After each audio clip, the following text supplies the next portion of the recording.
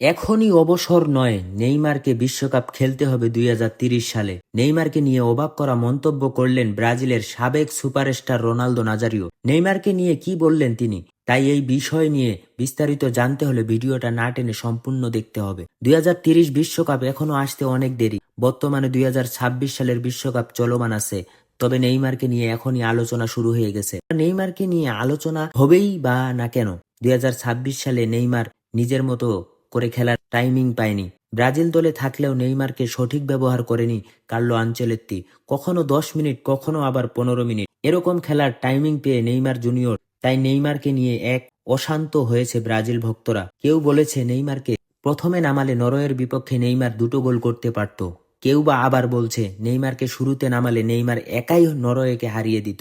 তবে সে সব এখন অতীত।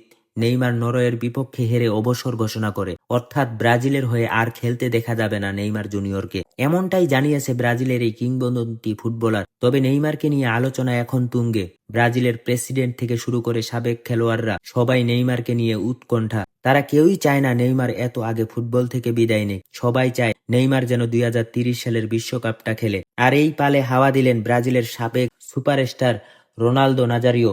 রোনালদো নাজারিও নেইমারকে নিয়ে বলেন, নেইমারের সাথে যেটা হয়েছে এটা সত্যিই কষ্টদায়ক। ব্রাজিলের ইতিহাসে সবচেয়ে বেশি গোল করা তিনি, তার উপর কেউই আর নেই।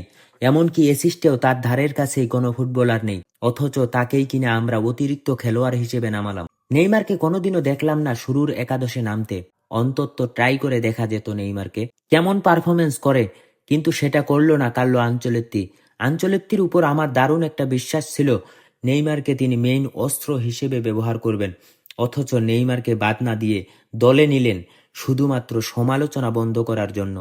নেইমার এমন একজন ফুটবলার যাকে রেখে গেলে আনচেলত্তি সমালোচনার মুখে পড়তে হতো। তাই সমালোচনা থেকে বাঁচতেই নেইমারকে ব্যবহার করেছে কার্লো আনচেলত্তি।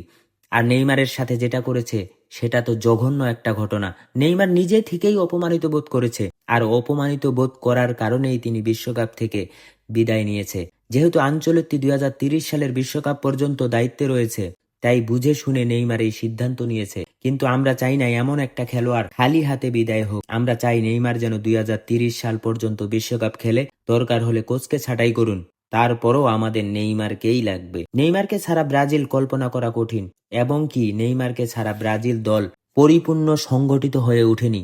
তাই আগামী ৪ বছর নেইমারকে দলের সঙ্গে রাখলে দলের অনেক খেলোয়াড় নেইমার টাইট দিতে পারবেন এবং তার অভিজ্ঞতা সবার মাঝেই বিলিয়ে দিতে পারবেন। আর ৪ বছর পরে ব্রাজিল সংগঠিত দল পেলে নেইমারের বয়সও অধিক হয়ে যাবে।